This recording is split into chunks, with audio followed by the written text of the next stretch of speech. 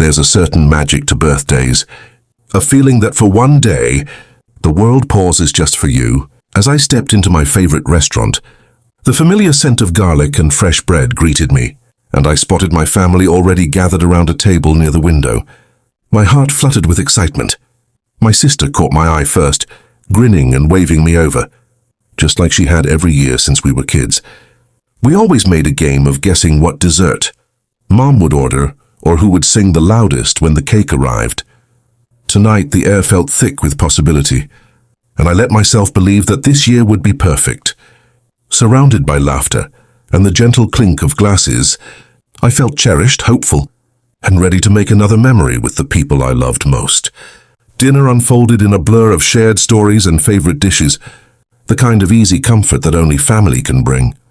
As the plates were cleared and the candles flickered lower, my father stood up, glass in hand, ready to make his traditional birthday toast. I straightened in my seat, expecting the usual words about growing older and making him proud. But instead he turned to my sister, his eyes shining with pride. He spoke of her recent accomplishments, her kindness, her resilience, each word a gentle sting. I forced a smile, clapping along with everyone else, but inside, confusion and hurt tangled together. Wasn't this supposed to be my moment? The warmth I'd felt earlier began to fade, replaced by a quiet ache. I tried to brush it off, telling myself it was nothing. There but a shadow had crept into the celebration. My father's voice softened, and for a moment, I thought he might turn the toast back to me. Instead, he cleared his throat and glanced around the table, his expression suddenly serious. "There's something I need to share with all of you," he began, his words heavy with meaning. My mother's hand tightened around her napkin, and my sister's smile faltered. He took a deep breath and revealed a secret that had been buried for years, a truth about my sister's birth, about choices made long before I could remember. He spoke of sacrifices, of hidden pain, of a decision that changed the course of our family.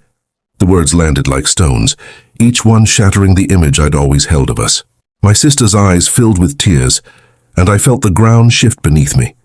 The room was silent, the clatter of forks and laughter replaced by stunned disbelief. In that moment, everything I thought I knew about my family unraveled, leaving me raw, exposed, and desperate for answers.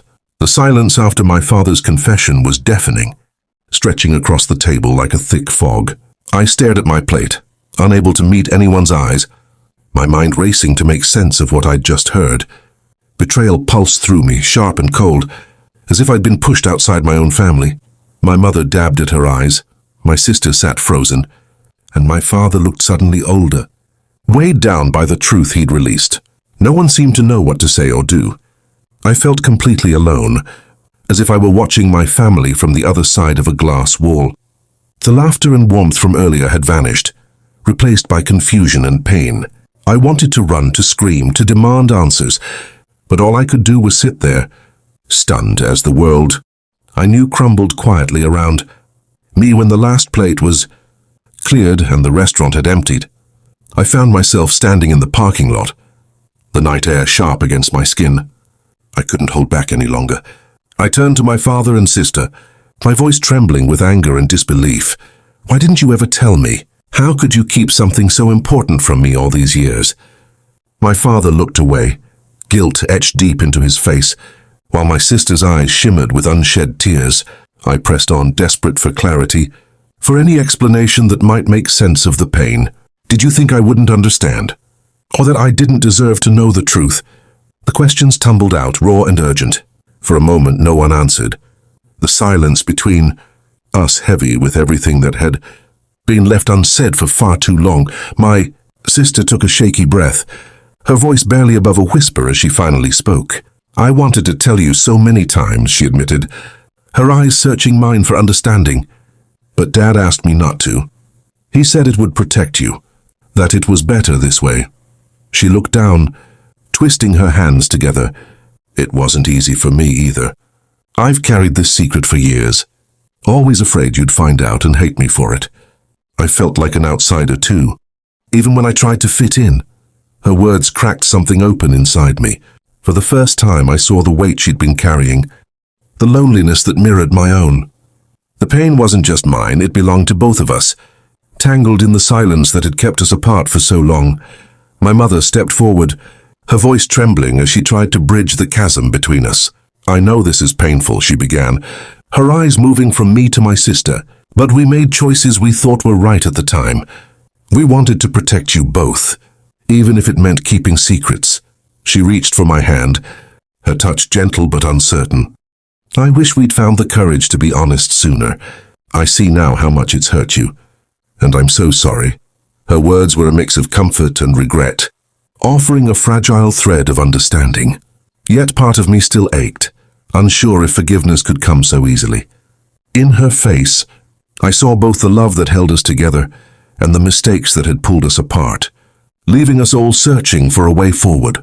Alone in my room that night, I replayed every word, every glance, every secret that had unraveled at the dinner table.